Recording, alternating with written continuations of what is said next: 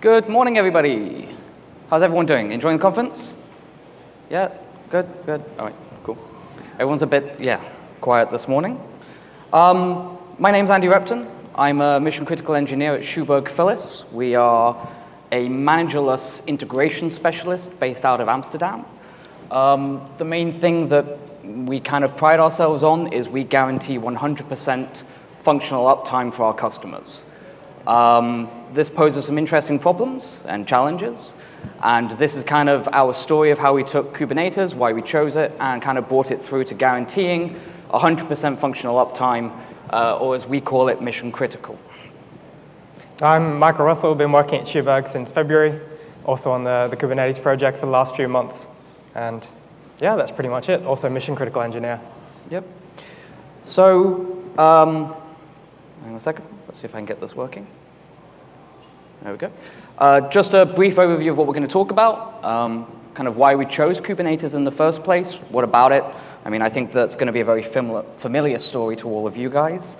The tooling that we chose, something that we call subclusters. I'm not sure if anyone here saw Brandon Phillips's excellent talk on self-hosted Kubernetes. We did a relatively similar idea. Ours is slightly different, but running Kubernetes on top of Kubernetes and kind of what that brings us. Testing and monitoring, and kind of the continuation of our journey, because you never really stop with this stuff, and Kubernetes is constantly evolving. So to start off with, why did we choose Kubernetes? We need to go faster. We as a company recognize that software is eating the world, and faster is the new fast. So we wanted to go containerization, and we wanted to move into public cloud eventually in the future. So we wanted to start designing our software and designing our solutions in such a way that anything that we build now is not creating technical debt for ourselves in 2 or 3 years' time. We believed it was the future. More than that, we were hiring more and more developers into our company. Traditionally, we've been an operations shop, and now we're moving into DevOps, and eventually we'd like to become a software development company completely. And trying to ask a group of Angular developers to actually understand how to deploy a VPC inside a private cloud is relatively difficult. And containerization with Kubernetes gave us this opportunity to actually make it very, very easy for our developers to just come in, sit down, write their code, and get it pushed to production. So this is just a quick overview of the tooling. We'll go into more detail later. But just for the very sort of high-level overview, we're using Kubernetes, of course, which we're then running on CoreOS, which we're deploying with Terraform and Ansible. And we're using Vault as sort of a middleman for secret storage for where we're actually storing tokens and things like that before we're actually deploying them to our stack. Jenkins for CI testing, Sensu and Prometheus for monitoring, and Flannel as the overlay network, which has just been replaced as of last week, but it's still an option for when we're deploying new clusters. So one of the other things that we should mention is we've kind of built this all on top of existing technology that we also have within our company. So we have a container registry, private, that's running as a container. We have an on-premise S3 compatible object store, which has given us a lot of benefits because we can actually use S3 compatible tooling with it, as long as the SDK has not hard-coded the regions into that particular SDK. Java is a key one where actually you cannot use it with anything outside of AWS. So, Kubernetes. We wanted to basically be deploying this on both AWS and on our private cloud. Our private cloud is CloudStack. We've actually forked CloudStack now as of about 6 months ago, and our fork is called Cosmic, or Mission Critical Cloud. And we basically had to write a lot of the functionality into Kubernetes that would allow it to work with CloudStack. A lot of the magic that you see in a lot of the tutorials and the guides that you find online, a lot of them are relying on AWS or GCE and the functionality that those cloud providers give you. And for us, trying to then reverse engineer those and get them into our private cloud was a really interesting journey, but actually gave us a lot of insight into the underlying of how Kubernetes is actually working. So to start off with, we just did Terraform. So Terraform was a pretty standard tool from HashiCorp. We used no convergence. It was a mutable infrastructure. We used Terraform combined with Terraform templates, where you can actually pass in variables and using those configure cloud config. People here familiar with the concept of cloud config? Yeah, vaguely. We're using CoreOS. So cloud config, for those who are not aware, you can create a YAML file, basically, and this YAML file will describe to CoreOS how it should configure itself. You pass this through on the router VM then passes it through to your CoreOS host, it configures itself, and you have a configured system. It was simple, and simple is always good, but unfortunately there was no convergence. So this meant if we wanted to do a rolling upgrade of the cluster, Terraform will quite happily destroy your entire infrastructure and rebuild it for you, which meant downtime, which for us was just not really an option. In addition, because CoreOS is an immutable server, or a mutable operating system, it meant that we had to configure everything through systemctl scripts. And the systemctl scripts, you then have to add bash. Bash can then change slightly depending on how you're deploying it. If you're redeploying, tokens can expire. And in general, it just was not very scalable for us. So then we proceeded on to Ansible. Yes, so on to Ansible. So a bit of complexity started to get in. We do miss the good old days of Cloud Init, where we could just create and destroy clusters, where life was simple. We didn't need to worry about data migrations and having compatible upgrades and things. But we're starting to have a few customers starting to use it. So it was becoming a bit unreasonable to say, hey, new features are out. By the way, we've deleted your cluster. So this is where Ansible came in. And this gave us, for the first time, the ability to do rolling upgrades.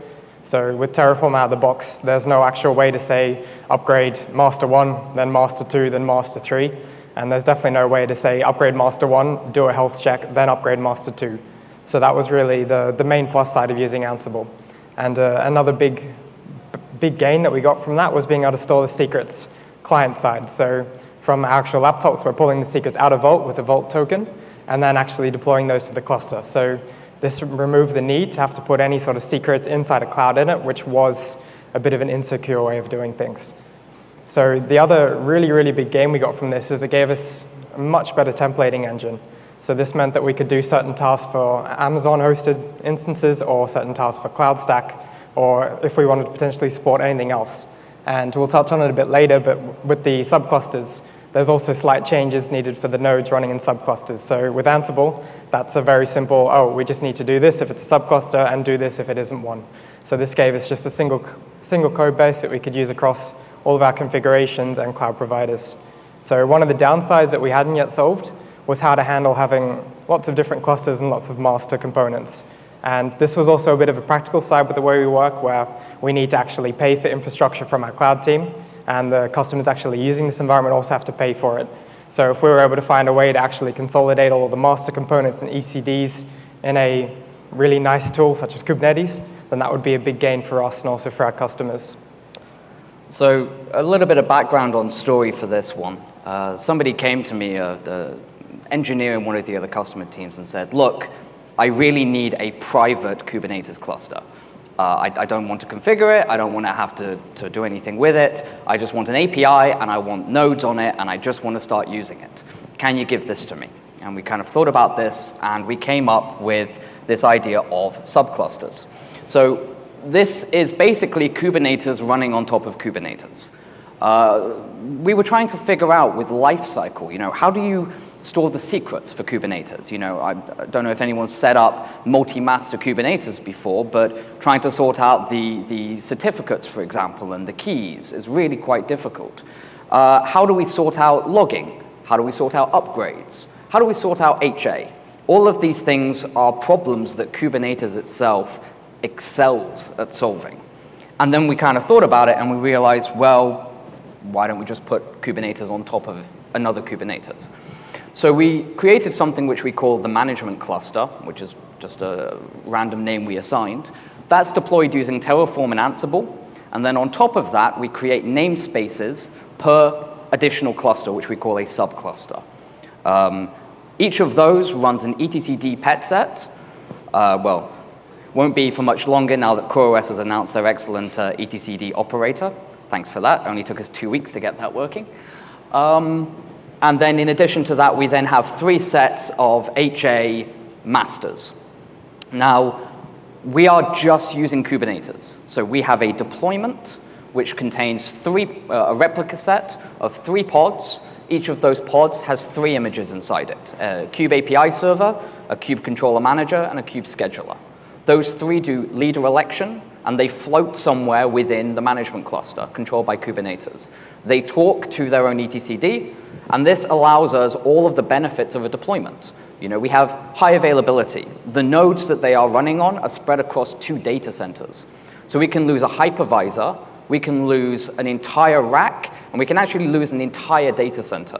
And the etcd pet set will self-heal itself on the other side of the data center divide, and the HA masters will then be turned back on by Kubernetes. In addition, logging. If we have any problems with any of the components, we just connect to the management cluster and just do a kubectl logs command.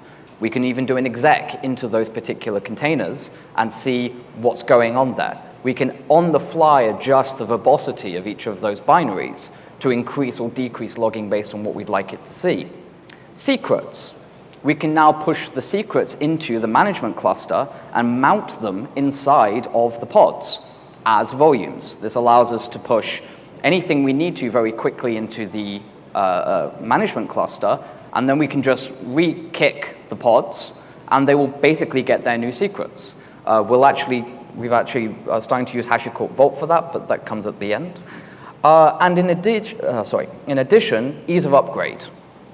We have teams who come to us and say, I really want to use alpha Kubernetes. I want to use 1.4 today, and I have another team who's on 1.3.5.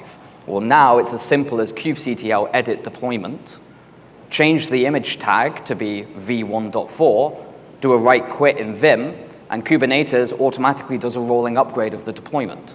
It'll turn off 2 of my masters, it'll turn on 2 more of them. When they report healthy, it'll turn off the last one, and then recreate my HA Kubernetes masters. It takes about 5 seconds.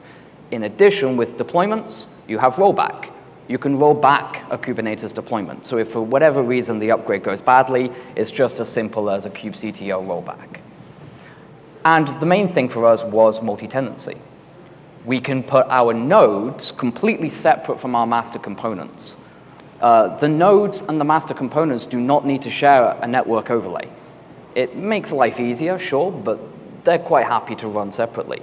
We can go as far as actually running our master components inside a Kubernetes cluster in our data center and run the nodes for those master components in AWS. And they actually communicate over the public internet. This allows us to very quickly control the master components on our IP space, which allows us to restrict it by firewalls, but the nodes themselves can run in AWS and take advantage of elastic block storage, ELBs, and better replication. I would offer a demo of this, but the Terraform takes forever, and I tried to do this earlier. It took 20 minutes, and I won't bore you with it. If anyone is really interested in seeing this, I'm quite happy to show you. This is what it looks like from the management cluster. This is one of our subclusters with the etcd pet set at the top, and then the 3 master components running as an HA down the bottom. I think one thing I'll add to the subclusters is that having the nodes separated from the master components also solves another really big problem that we have, and that is that different customers we have will have their own environments already with very locked down firewall rules. So we want to be the ones actually hosting Kubernetes and in control and updating that, and they want to have the nodes in their own environment where they can actually connect locally to their databases and other services that they need to access. So it's a very good design from that point of view as well. Yep. And I would like to stress that this is just a deployment. There's no custom Go scripts, there's no dashboard, there's no front end, there's nothing. It's literally just pure Kubernetes. So I'm hoping that I will get this up on GitHub before the end of next week and try and publish this out, but it's very simple and anyone can do it inside their own clusters too. Okay, so somewhere between the subclusters and all the Ansible stuff, we started to get quite a lot of complexity. And we started to have people who are adding in new features or moving from A back to R back and not really telling the team. And it was getting a bit unmanageable with actually testing what was working, what needed to work. And then we started to discover all the features of Kubernetes that our developers wanted to use. So there'd be a CoreOS update, and suddenly kubectl proxy wouldn't work anymore because SoCat had been removed, those sorts of things. So we ended up setting up a nice CI job to try and test all the functionality we knew about, including the deployment and secrets management and subclusters. So I'm going to try and talk you through it. It's quite a bit that it goes through each time. So at the start, we destroyed the testing environment completely. So this is deleting the actual project in CloudStack, so nothing's left. So at this stage, Terraform is then creating the infrastructure, which is 9 core OS nodes, so 3 for the masters, 3 for etcd, and 3 for the nodes. This makes up the management cluster. At that stage, Ansible takes over and actually deploys Kubernetes. And during the Ansible run, it's also doing some health checks. So this is actually in there for the rolling upgrades. So after deploying a master component, doing a health check, is it healthy before continuing on? So the same thing is actually happening during the Jenkins run. So at this stage, we've got a Kubernetes cluster running. And we have a really nice tool written by one of our Go developers, which is an end-to-end tester. So this is actually a bit of Go, which is testing things like, is port forwarding working? Is kubectl proxy working? Can I do pod-to-pod networking? All of these kinds of things that can be broken, but still look like it's working. Because up until this stage, we would just do a kubectl get RC, something like that, and see, oh, look, it's OK, and just assume that all the functionality is working. So we haven't yet touched on it, but we then actually run all of our monitoring checks manually, so that's part of the pipeline as well. And at this stage, we can actually start deploying the real stuff, which is the subclusters. So this involves creating another new project, which is where the nodes are going to be hosted. So none of the nodes are ever hosted in the same network as the management cluster. So we give the customers the opportunity to host the nodes ourselves, or that they can be hosted in their own network. We should mention, in this case, a CloudStack project. How many of you are familiar with AWS tagging? Yeah. So within CloudStack, it's a similar idea. It's creating a project to prevent your API calls accidentally hitting a different location. So it's just the same as tagging. Yeah. So this stage, we sort of start again. So we're deploying a new subcluster, Kubernetes, start deploying the monitoring again, run the end-to-end tester again. So this is now testing Kubernetes inside of Kubernetes, including the monitoring once again. And I think that's pretty much it. Takes around 30, 35 minutes, like Andy said, due to Terraform having to create VPCs and everything each time. But it's a pretty good turnaround for a full stack test of Kubernetes cluster with an actual subcluster as well, and the monitoring. We trigger this on merge requests. So we use GitLab rather than GitHub. We previously used enterprise GitHub on-premise, but we found that they weren't creating the features that we wanted, and it was an extortionate price tag. So we've moved to GitLab, and so now we have a single repository which contains our Terraform plans, it contains the Ansible playbooks, it contains the Kubernetes add-ons, for example, and then we're just running bash scripts on top of this to basically trigger each of these in turn as a Jenkins job from GitLab. So whenever one of us makes a change, we'll open up a merge request, the testing will go through, we'll confirm that we haven't broken anything, and at that point we merge and move on, relatively content that things are still working for us. Ready? Yep. So monitoring. Monitoring was a fun one because there was quite a few new challenges that I'd never had to do before with monitoring. So first one was CoreOS, which is you go, okay, how do I install my monitoring clients? And then you realize you don't have a package manager or anything like that. So that was the first challenge. The second challenge was at the time we were still using the Cloud Init and Terraform setup. So any kind of monitoring we were setting up had to be reconfigurable without destroying and recreating the cluster, because we weren't going to do that just for adding in new monitoring checks. And then the other new fun challenge, of course, was monitoring stuff inside Kubernetes. The question of what do we actually want to monitor? What is the responsibility of the infrastructure monitoring? What's the responsibility of the developers to monitor? So as you know from the subclusters, we like to do Kubernetes inside of Kubernetes. So we're also monitoring Kubernetes from inside Kubernetes as well. So it looks a little bit something like this. So we have Node Exporter running on all of the CoreOS nodes. So that's deployed with the initial deployment. And for those of you not familiar with Node Exporter, this exposes a port which has just got a very funky looking API that's used by the Prometheus standard. And that's then scraped by Prometheus, which is running from inside the Kubernetes cluster. So if you're talking about management clusters and subclusters, inside the management cluster, there's a Prometheus and then a Sensu client for monitoring. And then in each of these subclusters, there's also another Prometheus and Sensu client which monitor the nodes of the subcluster.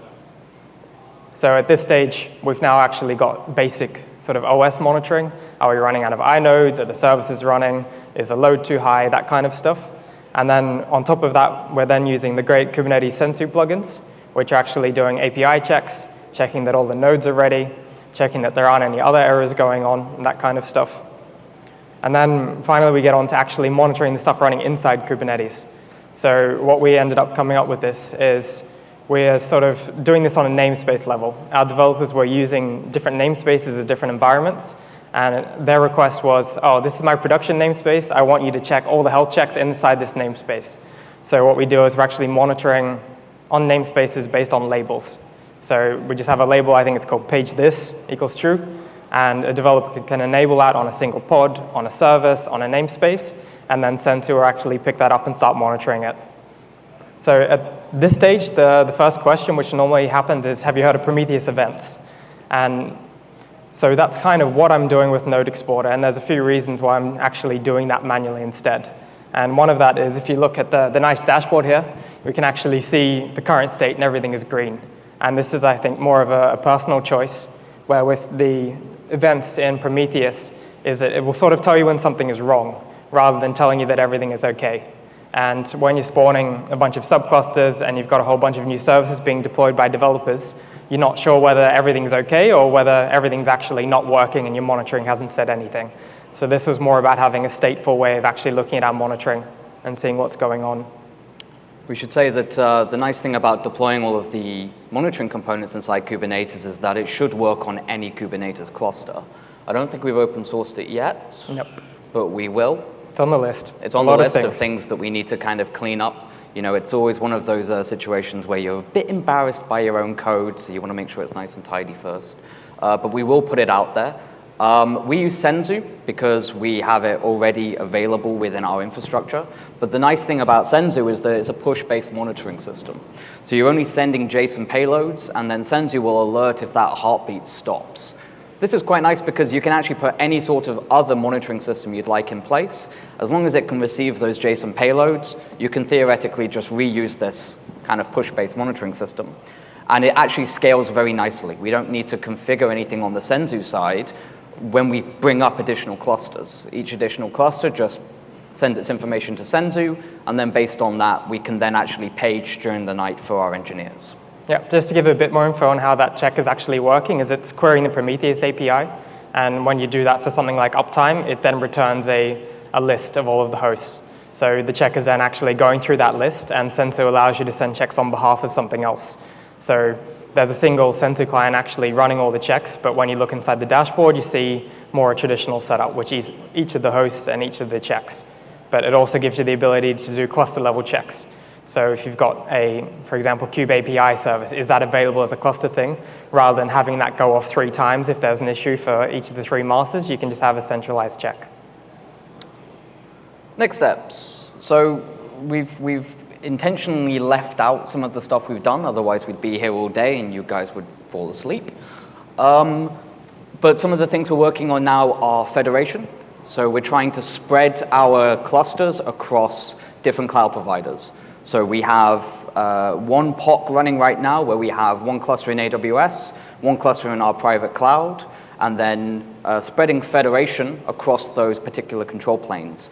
The idea being to then tag our deployments for our developers, and based on those tags, determine which location to actually put the deployment. So networking. Yep, when we were writing these slides a few weeks ago, we were looking at replacing Flannel, mostly because we're having a few issues with it. There's a bug at the moment where it starts to forget routes. And Flannel and etcd is pretty fast. So when it does forget these routes, it can find it again in around a second.